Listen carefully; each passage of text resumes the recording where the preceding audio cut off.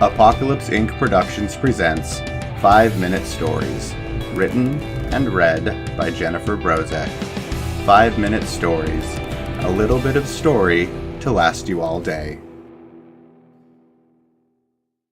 This story is called Number 42. When Brett woke, it was because of the silence. It shouldn't be silent on a Greyhound bus. Even if they were stopped for gas, or a break, or to stretch the legs, it wouldn't be silent. There would be sounds of traffic and people and general life. Instead, there was nothing. His own breathing was loud in his ears. He felt as if his heart would pound right out of his chest. Something was very wrong. He looked up and peeked around the seat in front of him. He wasn't in the last seat on the bus, but almost. Looking up the aisle, he saw nothing but empty seats in a gray twilight.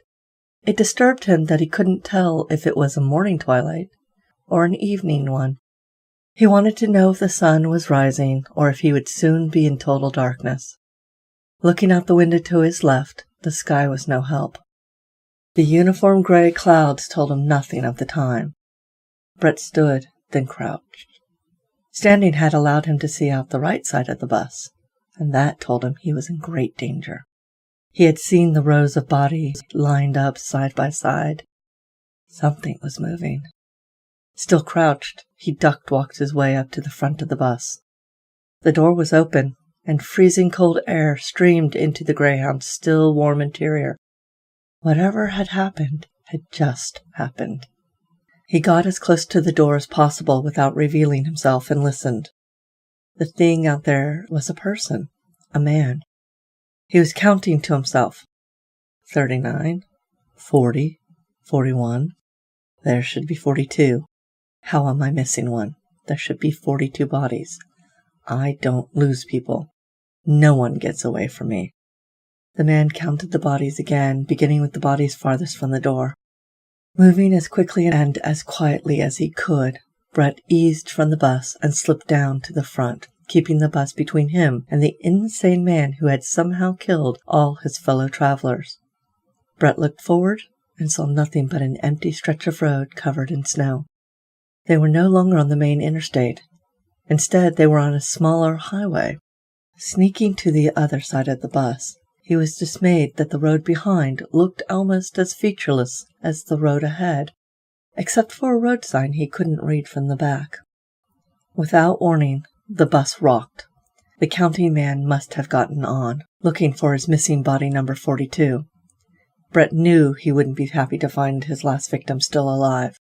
Sticking close to the side of the bus, he watched the man's darkened form travel the length of the vehicle.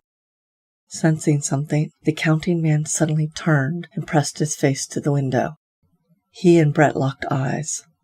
Brett realized that the man was wearing a Greyhound driver's uniform, and he was furious. The man saw Brett, saw him living and breathing, and yelled. Brett didn't hear what the man said, but he didn't hesitate. He sprinted off down the road towards the road sign. At worst, it would tell him where he was. At best, he would be able to outrun his pursuer and wouldn't become body number 42.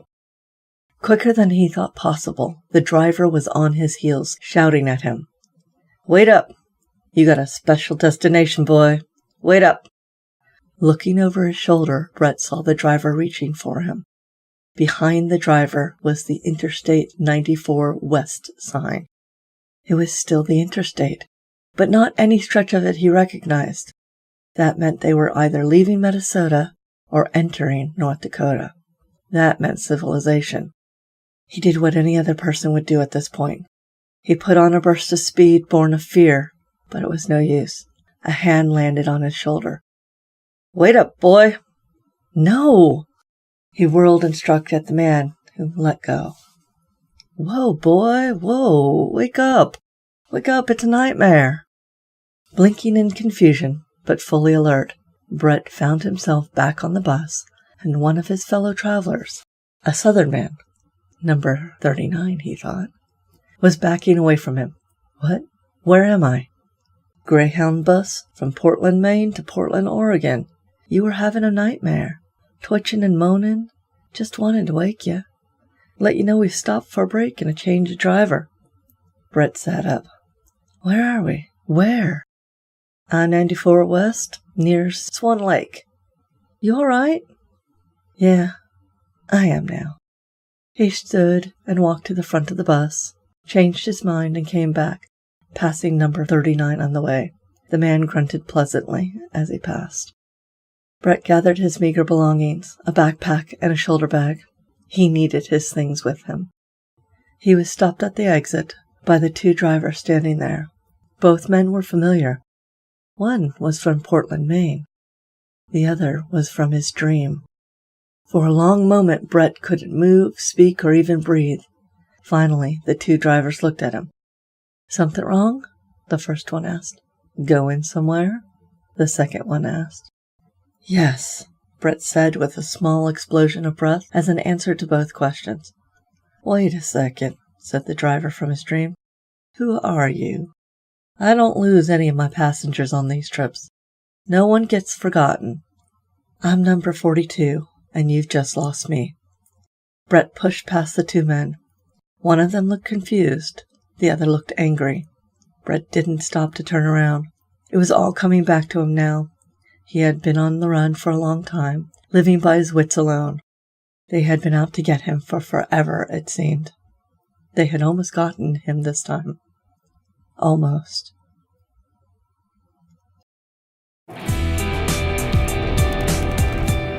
Apocalypse Inc. Productions hopes you have enjoyed this story by Jennifer Brozek. If you would like to read it, or others like it, it is available in 5 Minute Stories, Volume 1 by Jennifer Brozek on Amazon.com.